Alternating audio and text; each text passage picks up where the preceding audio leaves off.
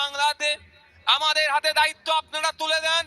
আমাদেরকে যদি সরকারে রাখেন, প্রশাসনকে ব্যবহারের করার সুযোগ দেন, আমরা দায়িত্ব নিয়ে বলছি, আমরা 500,000 নয়, মায়েরা মাস গেলে যাতে 5,000 করে ইনকাম করতে পারে তার ব্যবস্থা আমরা মায়েদের হাতে তুলে দেবো, তার ব্যবস্থা আমরা করব।